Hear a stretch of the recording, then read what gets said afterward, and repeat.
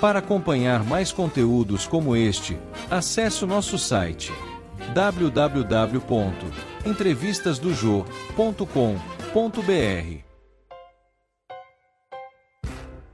Eu vou conversar com o padre Anísio Baldessim.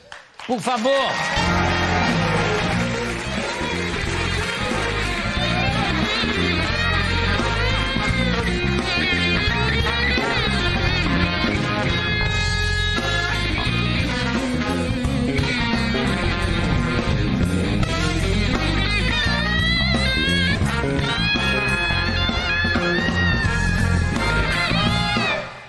Padre, você nunca viu o disco voador? Não, nunca vi.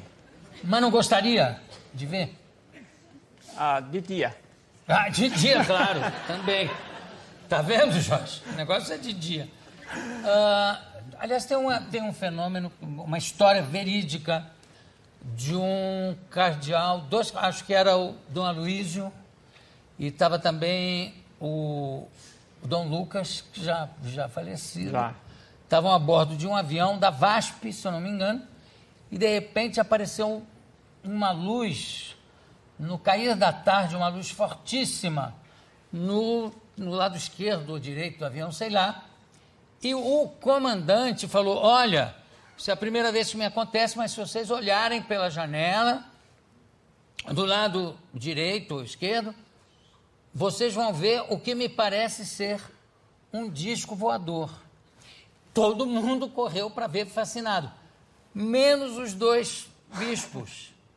Que disseram, não quero ver. Que é uma bobagem, né? Porque se existe, Deus permite tudo, né? Mas só que aí, no final, aliás, esse comandante ficou mal, porque não era um disco voador, era o surgimento do planeta Vênus. Que fica uma coisa super luminosa no horizonte. Mas, enfim, isso para dizer que, para mim, não há conflito entre fé e fenômenos, Claro. Seja extraterrestres. Para mim, sabe, falam em vida inteligente fora da Terra, eu acho que falta muita vida inteligente na Terra, inclusive. Também. Inclusive na política, falta muito.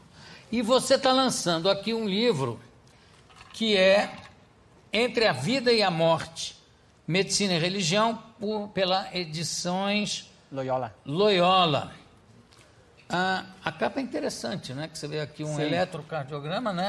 É um eletrocardiograma. Encefalograma e a cruz. A cruz. Eu queria lembrar um pouco o que colocar entre a vida e a morte, o que pode fazer a medicina e a religião. E aí a menina da capa também foi... Eu queria algum símbolo, e eu gostei desse porque ele ficou clean, né? É a cruz e o eletrocardiograma, e a cruz com mais iluminada, que na verdade representa um pouco a esperança de vida, né? O eletro, quando ele está desse jeito aqui, é porque a pessoa está bem. Quando ele começa a diminuir e ficar reto, é porque o sujeito já está indo. Está indo. Agora imagina um eletro que apareça a cruz. Imagina o médico, eu estou vendo o seu eletro, que é interessante. Aí chama o padre. Eu tenho a impressão que é um sinal aqui para chamar o padre. Chama o padre Anísio ali, por favor. Que surgiu uma cruz aqui no eletro do paciente. Acorda? Chama depressa o padre, que não tem mais jeito. Aliás, tem um caso interessante, né? Porque uma vez o paciente, quando ele sofre de hepatite, né? Então tem encefalopatia. E aí tinha um paciente que eu acompanhei, inclusive, e durante um tempo, depois ele transplantou. E quando ele transplantou, ele ficou muito confuso. Aí um dia o pessoal pediu para... o médico foi visitar, ele estava tendo algumas alucinações, né, típicas de pessoas que têm encefalopatia. Aí tem um professor lá, ele falou, bom, eu não acredito não, mas chama o padre Anísio. Aí eu cheguei lá e ele chamava Cícero, o paciente.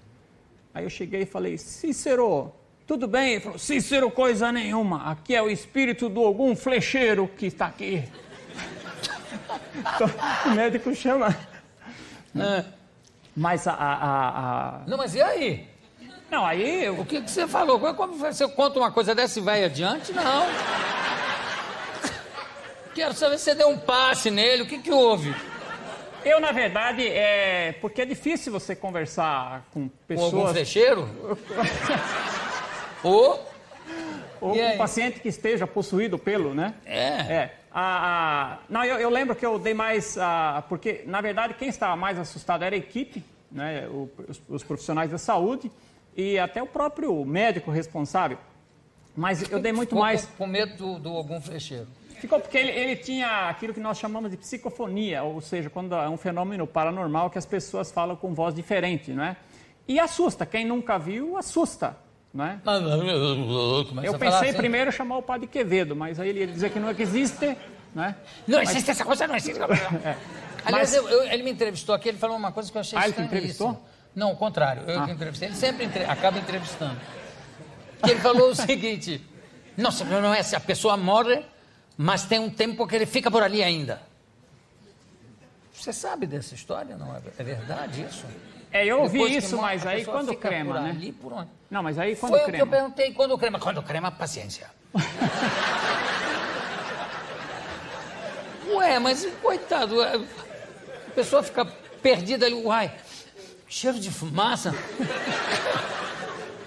Eu não sei, eu não entendo de parapsicologia. Mas voltando ao espírito lá, eu dei mais atenção para os pais, porque os pais estavam muito angustiados vendo o filho falar daquele jeito. Então, para eles já é coisa de outro mundo, talvez um assunto para o Jorge, né? Que gosta desse mundo aí meio...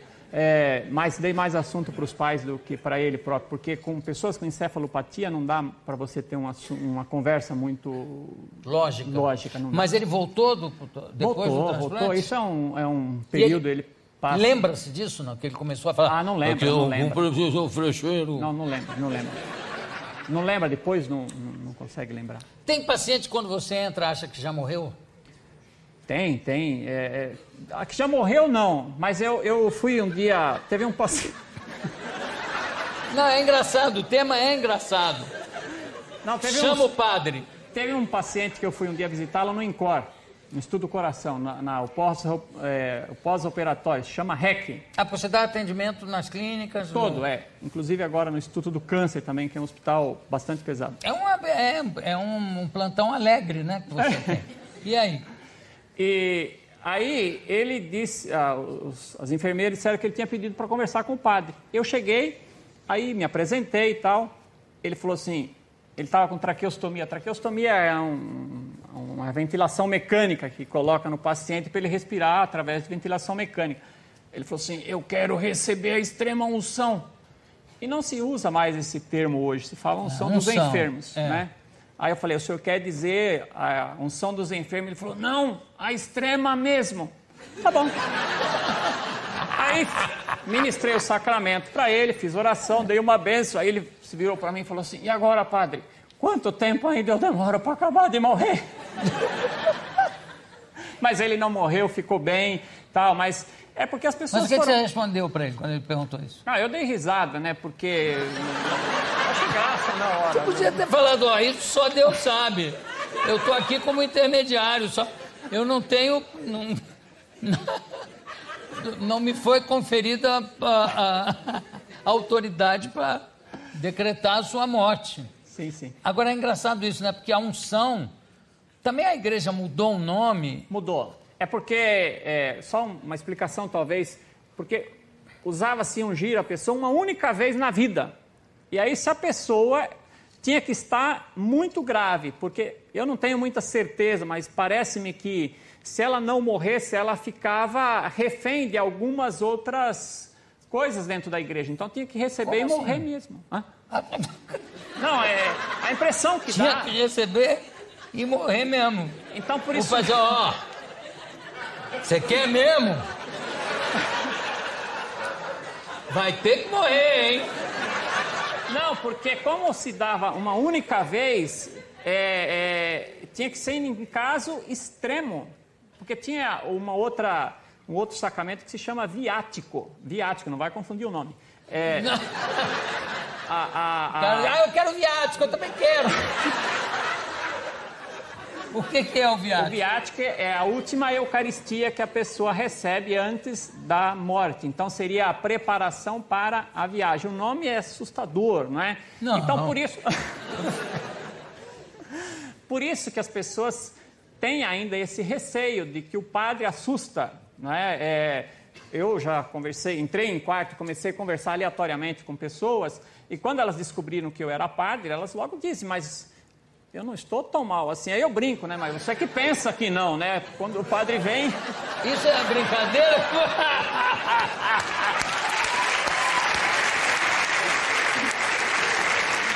Você que pensa.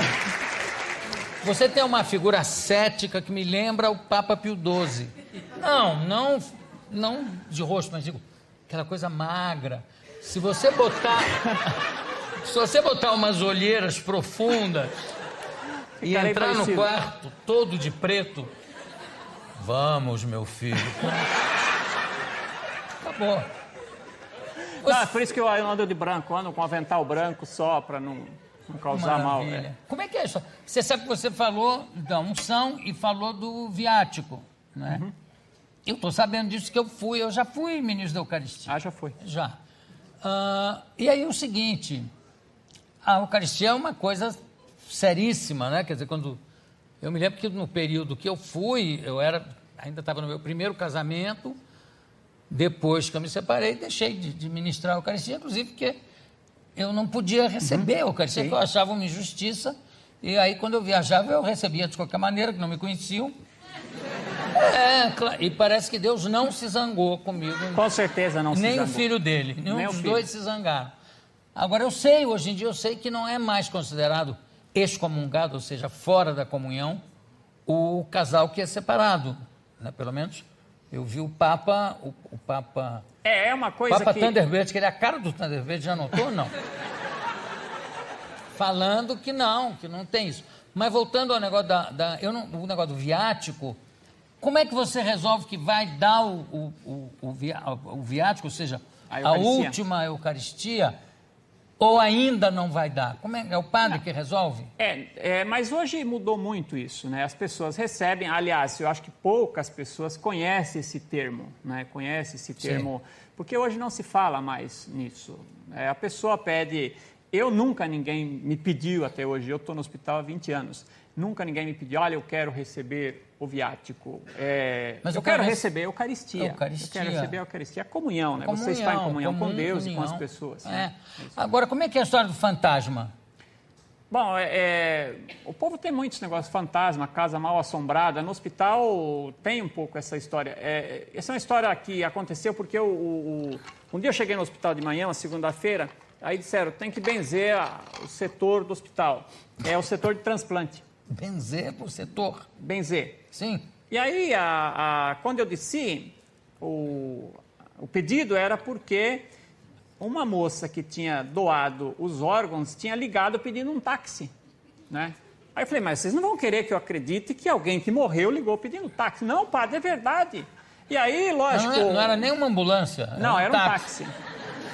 E aí tem toda uma história, né, uma elucubração, porque a menina que foi a doadora, ela se suicidou, uma adolescente de 17 anos. Terrível.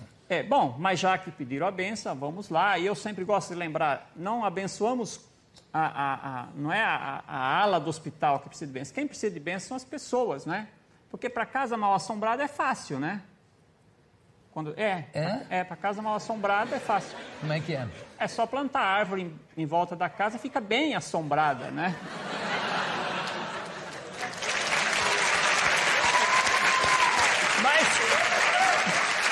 Mas na verdade o que aconteceu? À tarde veio o veredicto, porque a enfermeira que captou o órgão tinha o mesmo nome da suicida. Então, ela veio ao hospital, fez o que tinha que fazer e pediu um táxi e deixou o número do ramal da clínica.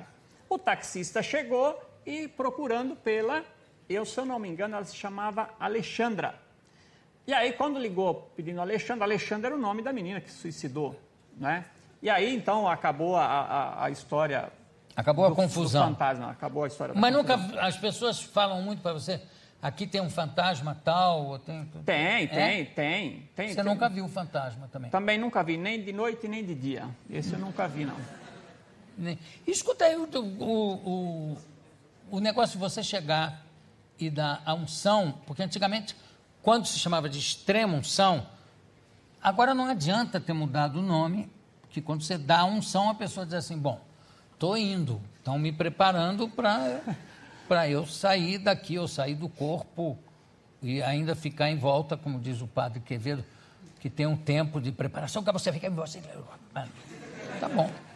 Mas, quando você entra, a pessoa já, a não ser que a pessoa tenha chamado, Sim. a pessoa já pensa que está morrendo, né? Ou não?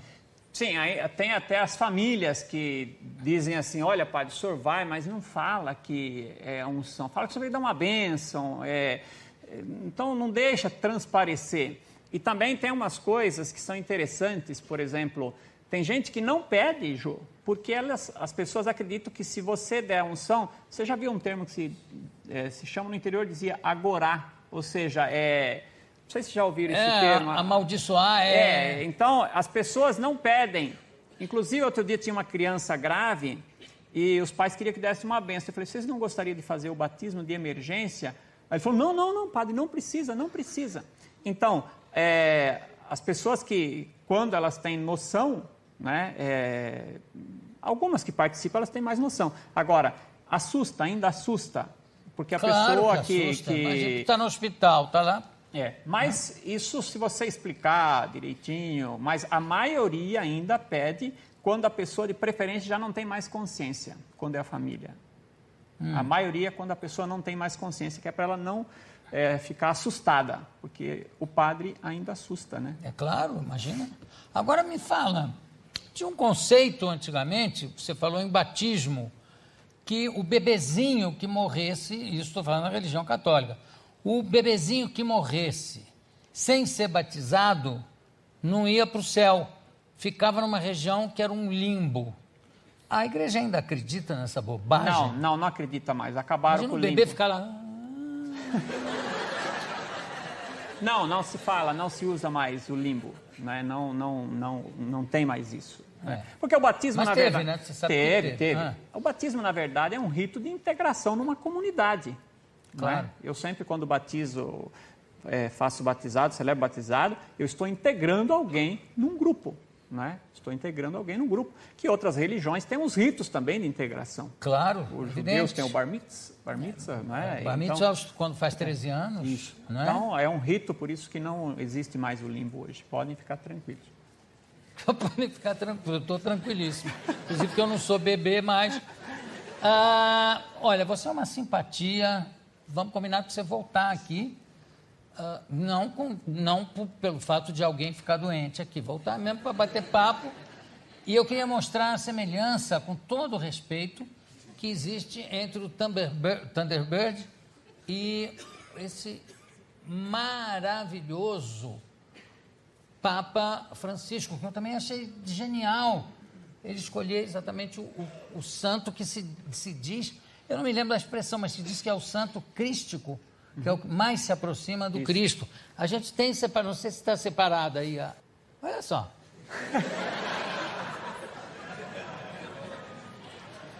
É o mesmo queixinho. E temos também uma foto de você com o Pio XII. Cadê?